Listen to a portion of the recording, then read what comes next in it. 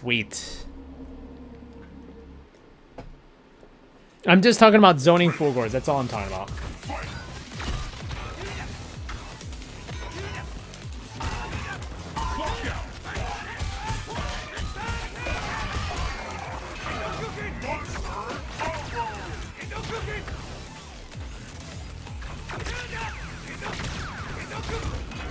Nice throw.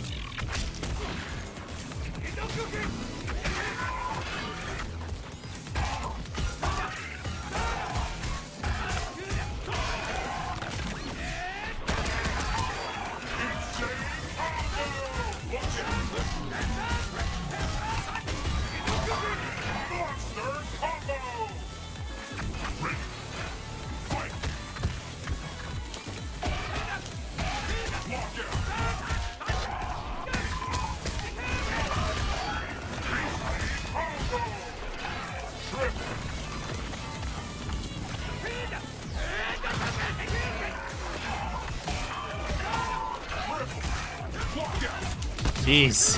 Holy crap. Now I live in Oregon. I ship the stick out for customizing. Nice. I'm afraid your path. I hope we can see some pictures of your stick art and your entire stick, because I know you've been getting it customized, right, from the ground up, from scratch. That's gonna be cool. Max would probably do a lot better if he's on. You know what? I'm not sure. You know, I'm not sure. I know Max has a pretty damn good full gore as it is. But the zoning part, yeah, I don't think he zones as much as like Rico or Vaya does.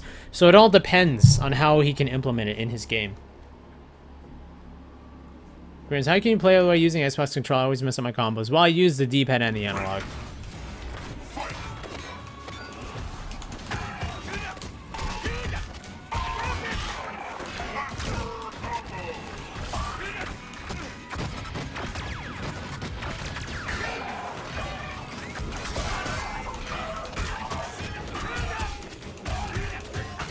Oh, nice.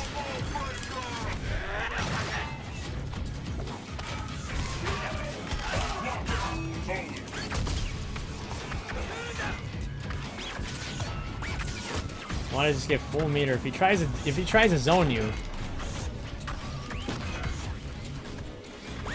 There you go.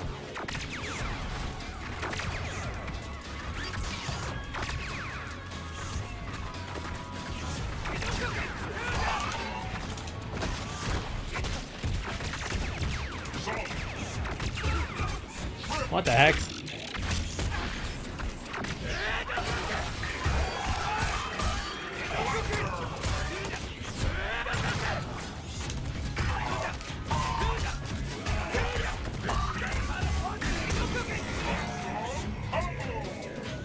All right, Yuri. Have a great night, man. Thanks for dropping by as always. I do a lot of damage here.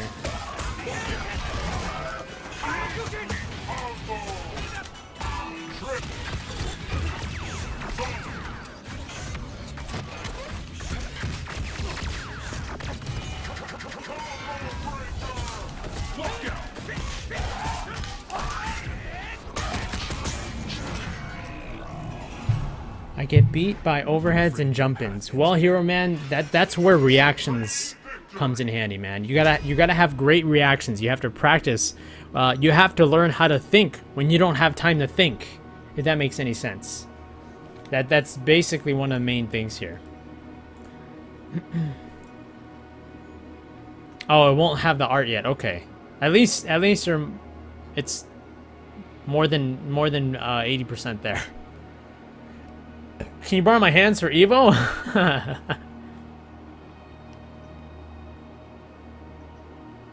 Someone describe zoning to me, please. Altered zoning. In this game, zoning, what it means is keeping your character at a certain distance that you want them to be in order to actually find advantages against that opponent. So, for example, zoning in, let's see, zoning for Jago and Saberwolf-wise, like, Jago zoning out Saberwolf wouldn't necessarily be just fireballs, because honestly, that kind of zoning it's very easy to get around. It's more of zoning people out with your normals. So like, let's say Jago keeps Saberwolf for a great distance away. Like, let's say if Saberwolf walked forward, then then Jago could easily do a crouching medium kick or a standing strong punch. It basically keeps Saberwolf at bay, so that way if he tries to dash forward, you know, and you have good reactions, you can hit him out of it. If he tries to jump forward, then you can do a dragon punch or a crouching fierce as an anti-air. If he tries to run at you, you know, you can react. Zoning is basically keeping the character away from you in this game, keeping the character in a certain distance away from you that leaves you with more options than they have, and being able to counter them. Due to the fact that they're quite a distance away from you, it gives you many more options to, you know, hit them without too much risk.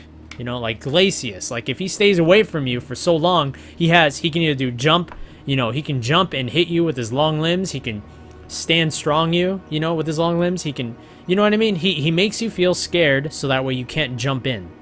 But at the same time, you're at a dangerous spot. So what the heck are you gonna do? You know what I mean? That's basically what zoning is. God damn it, Altered. I just explained it. Well, hopefully some of it sticks with you, my man. For Jago, the range where Fireball was plus and block. Yeah, I mean, I would agree with you, Juicebox, but the thing is, the Fireball plus, it only happens like once. You know what I mean? And then after that, you can't really do too much about it. Like for instance, like you always want to do the fierce Fireball because it's the best plus frames you'll get. But the thing is, you have to time it right. You can't just put it on. You can't put it on the screen like a slow Fireball and then wait for it to hit your opponent. You know, especially on Wake Up, because that actually has that does not have as much positive frames as a fierce Fireball, which is kind of weird. But I guess if it did had a lot of positive frames, it'd be kind of broken, because you can easily just throw slow fireballs all day and never get punished.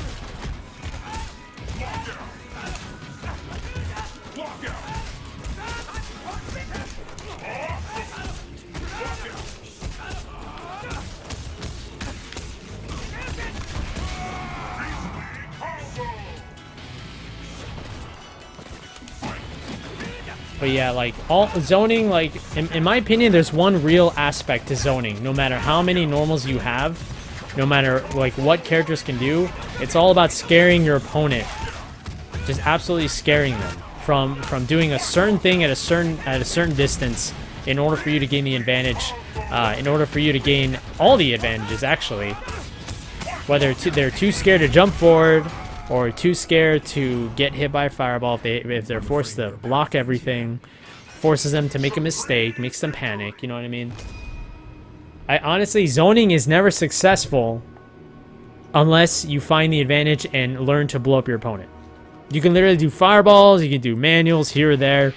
It won't do a thing unless it actually works and keeps them in that position. Then you're zoning correctly.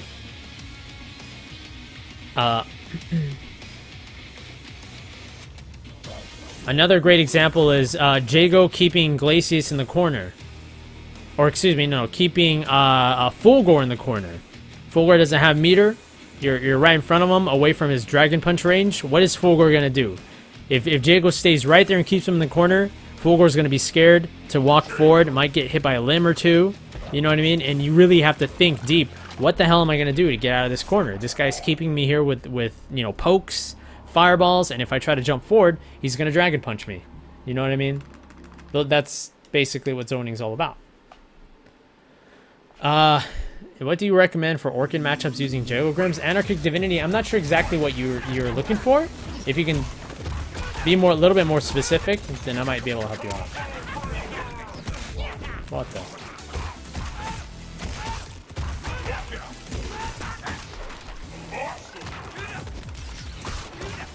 I'll try to explain it here. Look, I'm trying to keep, even though it's impossible to zone Spinal because he has teleports, but I'm trying to keep him here in this spot. So I'm going to try to keep him here. If he teleports, I'm going to throw him. Oh, I missed because I backdashed like a dummy. So I'm going to try to keep him in that corner as best as I can. Alright, let's see what I can do here. I'm in the same distance where if he jumps, I'll land here. Oh! That dive kick caught me off guard. Okay, let's try it again. I'll try my best to describe it as I play. It's really, really hard doing both at the same time. Very nice break.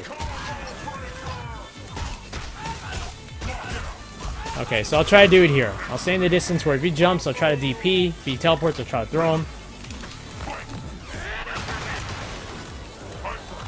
Oh. Oh, nice grab. Was able to grab me out of that.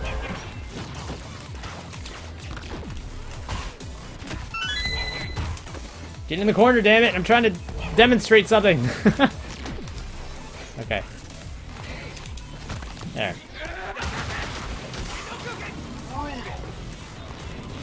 What the hell? That was weird. The dive kicks throw me out big time. He won't let me demonstrate it, god damn it.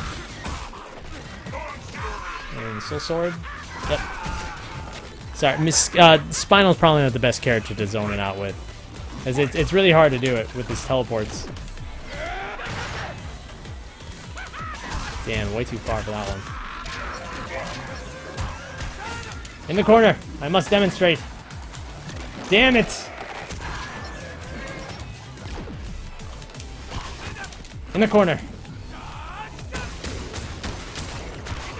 Okay.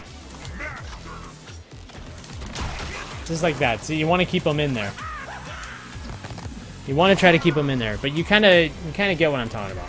I'm afraid you're past. Spinal's probably not the best character to describe it with, because that shit's really hard, especially when you can teleport. You have to be on top with that throw, and I wasn't on top with that throw. But basically, the distance that I was keeping him in, every time he tried to jump, I tried to anti-air. He did a dive kick, which definitely caught me off guard. But the thing is, the reason why I don't expect that is because dive kicks are hilariously unsafe on block. Literally, it's not really that great. I mean, there's very, very little good uses for it, but other than that, it's you know, not favorable. You know. J flip, damn you, man! I was trying to prove a point. Good games, man. How do you go up against her safely? I try zoning and wait till she slide kicks, so I follow with wind kicks, but when it's close combat, I have trouble. Plus her breasts. Some of the advice I can give you is don't ever try to zone Orchid with fireballs, ever. Don't ever try to do that. All you gotta do is walk forward. If you block a good slide, then you can actually punish with forward roundhouse or something else. If you're up close and personal, learn if you can block either the overhead or the under mix-up, very punishable. You can press a button. Or what some Orchids usually do is, you know, if they poke you once and they do the first hit of the Rekka, very shadow counterable. You know, but it's up to them if they want to continue. You know what I mean? So there's many different types, man. Shadow countering works great against Orchid. Learn how to break her shadow kicks. Alright, so I think we're going to play one more after this game, and then we're going to finally start with the sub lobbies.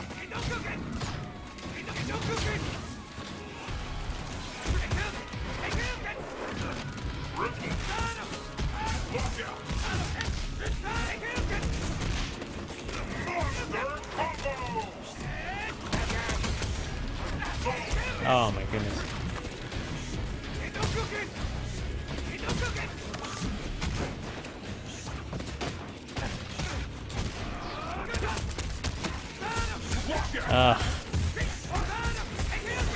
Then jump back. Yep.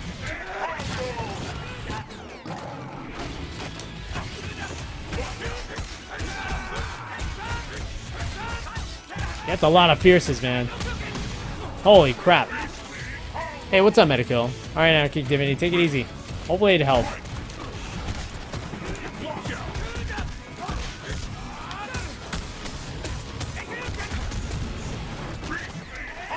Well, that was gonna come somewhere, sooner or later.